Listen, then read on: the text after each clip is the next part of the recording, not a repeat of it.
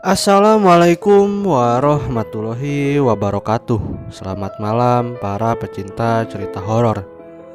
Kali ini Story 7 masih akan membacakan cerita horor yang diangkat dari kisah nyata yang berjudul Pocong Penunggu Jembatan. Selamat mendengarkan.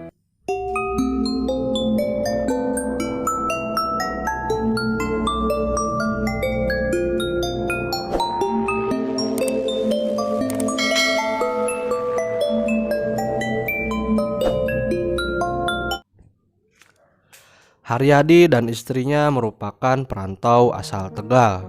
Demi mencukupi kebutuhan sehari-harinya, Haryadi berjualan menjajakan mainan anak-anak menggunakan motornya. Mainan yang dijual Haryadi tergolong laris.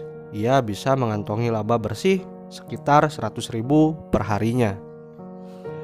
Tiap pagi Haryadi harus berkeliling dari satu sekolah ke sekolah lainnya. Jika siang telah menjelang, ia akan menjajakan mainan jualannya dari kampung ke kampung. Tapi kalau ada pertunjukan macam jathilan atau kuda lumping, dangdut, dan lainnya, Haryadi tak perlu keliling. Ia cukup jualan di tempat yang ada pertunjukannya, karena bisa meraup keuntungan lebih banyak ketimbang biasanya ia berkeliling.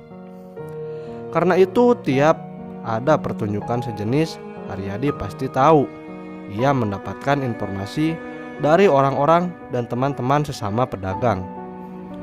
Ketika itu Haryadi mendapat info oleh kawannya kalau pada malam minggu di daerah Cangkringan, Sleman akan ada jatilan. Mendengar kabar itu, Sabtu siang Haryadi berbelanja mainan di grosir. Pada malam harinya akan ia jual lagi di tempat pertunjukan jatilan.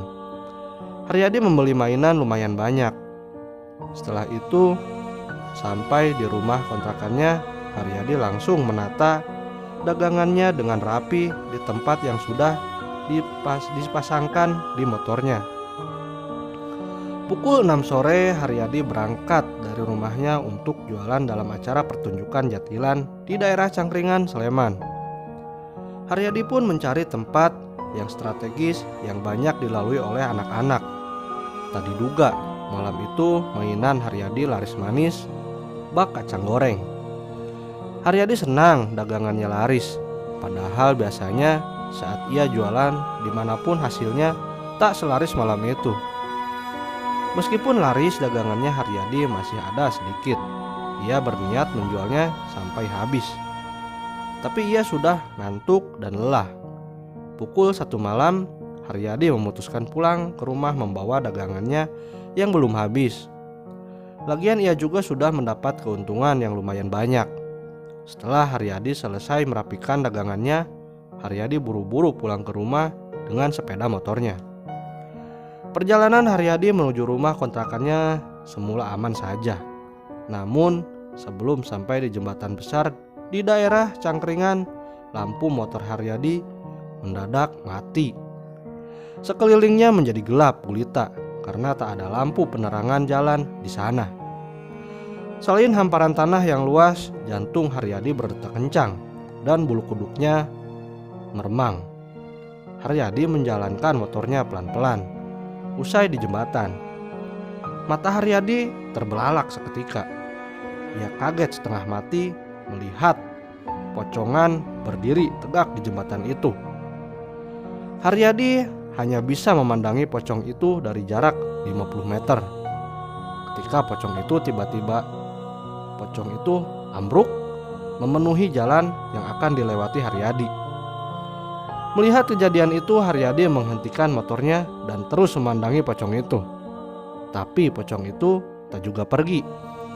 Seketika itu juga Haryadi berkata, "Aku tidak mengganggu kamu, jadi kamu jangan mengganggu aku. Sekarang cepat pergi dari sini.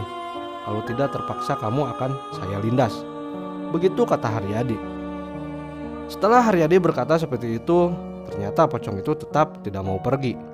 Pocong itu masih tetap diam di situ menghalangi perjalanan Haryadi. Karena jengkel, Haryadi turun dari motornya.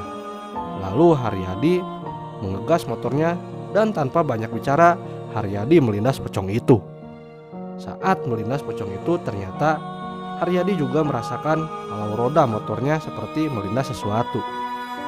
Setelah melindas pocong itu, Haryadi langsung nengok ke belakang. Dan saat Haryadi nengok ke pocong itu, ternyata pocong itu sudah menghilang. Di situ sudah tidak ada apa-apa lagi. Dan saat itu juga Haryadi menjadi sangat takut. Ia menjadi semakin merinding. Bulu kuduknya menjadi berdiri tegak dan jantungnya juga berdegup cukup kencang. Karena sangat takut, Haryadi langsung memacu motornya dengan cepat meninggalkan tempat itu.